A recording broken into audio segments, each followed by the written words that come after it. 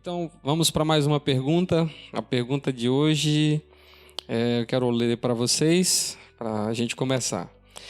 A pergunta é a seguinte: quando leio a Bíblia, tenho a sensação de que a cobrança de pureza sexual é muito maior sobre as mulheres do que sobre os homens. Como entender corretamente o que a Bíblia diz sobre isso? Bom, a minha resposta inicial, eu acho que o ponto dessa questão é o seguinte: os homens são feios demais e as mulheres são bonitas. Acho que essa é a solução. Para mim, acho que esse é o problema, né? O foco sempre vai estar sobre a mulher, porque a parte feia da criação é o homem, a parte bonita é a mulher. Bom, mas brincadeiras à parte, eu acho que não é bem assim. O padrão bíblico, né, de pureza, ele é igual para homens e mulheres. Disso eu não tenho dúvida. Agora, por quê? Nós sabemos que Deus criou ambos, né, homem e mulher, conforme a sua imagem e a sua semelhança, que é o que nós temos lá no Gênesis, e isso é corroborado pela Bíblia toda, né? Bom, agora, realmente, a Bíblia, ela mostra que a mulher, ela tem um encantamento próprio, que o homem não tem. Então, por isso que o foco sempre está realmente na mulher. O homem, geralmente, passa despercebido. A mulher não passa despercebido. Já há algo que foi criado por Deus nela, que de alguma maneira realmente chama a atenção. Eu queria sintetizar isso nas palavras de Kathleen Nielsen, no livro, aquele livro é O que Deus diz sobre as mulheres. E eu queria ler aqui um trecho, citar um trecho dela, que está na página 145 e 147 desse livro. Diz o seguinte: o corpo feminino conta as verdades sobre Deus, primeiro sobre Deus, o Criador.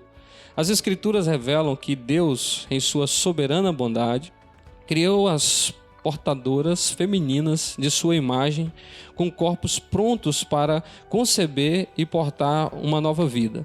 Mesmo antes da queda, Eva foi projetada com a capacidade de dar à luz filhos. Está lá em Gênesis 1, 28. O corpo feminino é distinto, feito para complementar o corpo masculino como criação de Deus, separada e bela, refletindo o modo vívido, de maneira vívida, o poder do Deus que cria a vida. Então, para mim, eu acho que Kathleen sintetizou muito bem a razão de por que a exigência sobre as mulheres é sempre muito maior do que sobre os homens. Então, eu acredito que, por causa do pecado, a mulher, ela, assim como o homem, sofreram os impactos da queda, e a partir daí você tem distorções sobre um e sobre o outro. Mas como realmente a mulher tem em si esse aspecto da beleza criada, intrínseca, então é por isso que eu acho que sempre o foco está sobre ela. Ou seja, na nossa concepção bíblica, tradicional, conservadora, o homem e mulher foram criados à imagem e semelhança de Deus, ambos têm o mesmo valor, ambos têm a mesma capacidade e inteligência, mas têm papéis diferentes. Então, esse é um ponto que termina chamando a atenção. Eu vi um rabino judeu em que ele diz que muitas pessoas no Ocidente têm uma concepção equivocada do que os judeus realmente pensam sobre a mulher. Por exemplo, aqui a gente fala assim, a mulher é dona de casa. Lá eles chamam a mulher o princípio do lar. Por princípio, eles estão dizendo que ela tem um equilíbrio, ela é um ponto de equilíbrio. Ela não é um objeto, ela não é uma coisa. Ela é algo que complementa a casa, que complementa a família, que complementa o homem e vice-versa. Então, por ela ter esse aspecto que foi criado por Deus, então chama mais a atenção. Então, eu acho que o pecado fez com que a mulher fosse exposta, fosse explorada, agredida em muitos contextos culturais, etc., e às vezes ela mesma se autoagride, se desvaloriza em razão da deturpação causado pelo pecado, mas eu acho que o fato inequívoco é, para o cristão redimido, para o crente, ou seja, para as mulheres cristãs, para a mulher cristã, para a mulher que foi redimida na cruz, e para o homem, o padrão de pureza é o mesmo. Então isso não se perde. Eu queria até justificar esse pensamento, ele vem da Escritura, né? Porque o nosso objetivo aqui sempre é responder baseado na Escritura. E a pergunta falava, o que a Bíblia diz? Bom, 1 Coríntios 6, texto conhecido, mas eu gostaria de ler, que diz o seguinte: fujam da imoralidade sexual. E aí eu vou dar um salto aqui para o versículo de número 19, que diz assim: acaso não sabem que o corpo de vocês é santuário do Espírito Santo que habita em vocês, que lhes foi dado por Deus, e que vocês não são de si mesmos? Vocês foram comprados por alto preço, portanto, glorifiquem a Deus com o seu próprio corpo.